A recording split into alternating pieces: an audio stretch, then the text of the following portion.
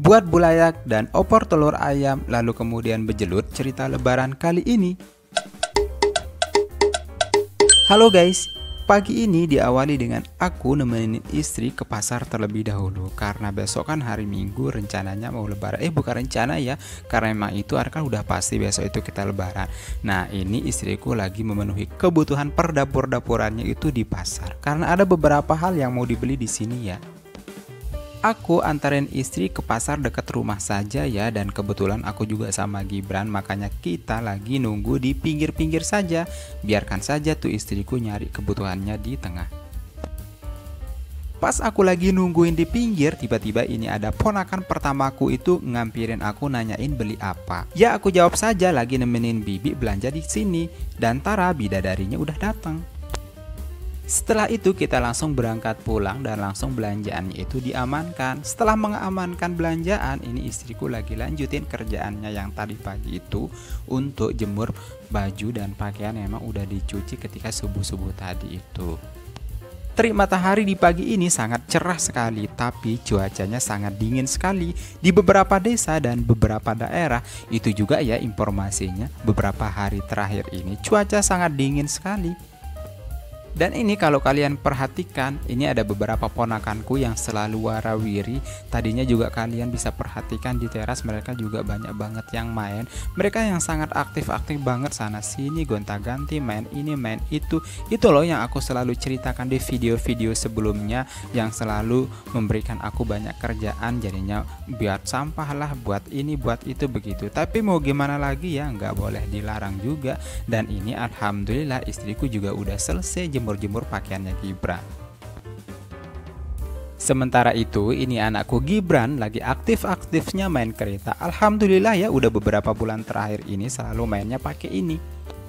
Jadi lumayan bisa membantu mengerjakan banyak kerjaan. Termasuk saat ini nih, aku dan istri dan kakak-kakak serta ibu lagi buat bulayak. Biasalah ya kalau lagi lebaran itu identik banget kita harus buat bulayak.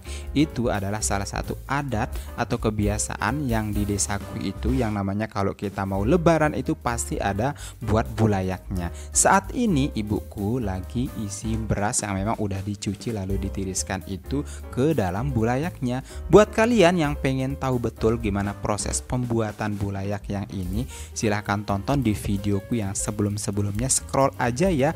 Karena kemarin pas lagi lebaran Idul Fitri itu aku buat tutorial gimana cara buat bulayak ini.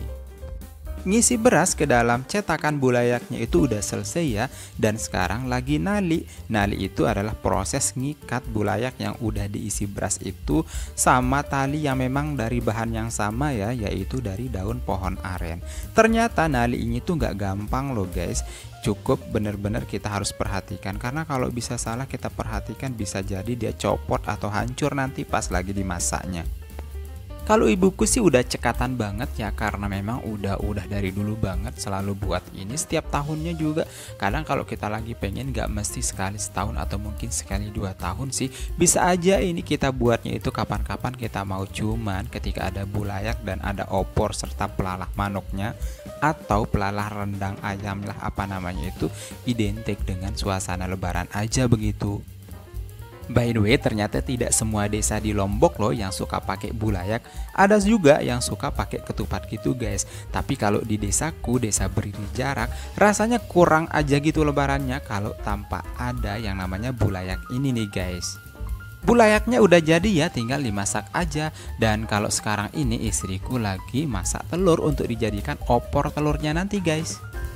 Di lebaran kali ini kita nggak pakai ayam ya, cukup pakai opor telur aja ya. Tapi nggak apa-apa ya, tetap enak aja kok, apa aja yang penting dia dalam bentuk pelalah begitu, yang dipakai untuk colet-colet atau cocol-cocol bulayaknya pasti mantap deh.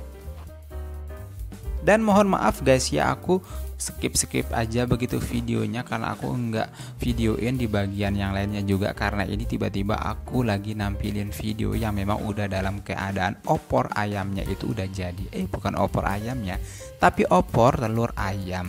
Dan proses penggorengan telurnya juga aku nggak videoin, nggak apa-apa ya, karena aku rasa semua sejagat raya udah tahu ya gimana cara pembuatan opor telur ini. Dan kalau yang ini bulayaknya udah jadi, tapi mohon maaf ya ada nasi-nasi seperti itu karena bulayaknya ada yang hancur, makanya jadi begini deh. Dan kalau emang udah jadi, saatnya kita udah bejelut. Bejelut itu tahu nggak sih? Bejelut itu adalah kita cocol-cocol atau colet-colet tuh bulayak ke dalam opor telur ayamnya. Sekian dulu ya ceritaku kali ini, semoga bermanfaat. Jangan lupa subscribe, like, komen, dan share, serta tekan loncengnya biar dapat notifikasi video terbaru dari aku. Terima kasih sudah menonton, see you next video.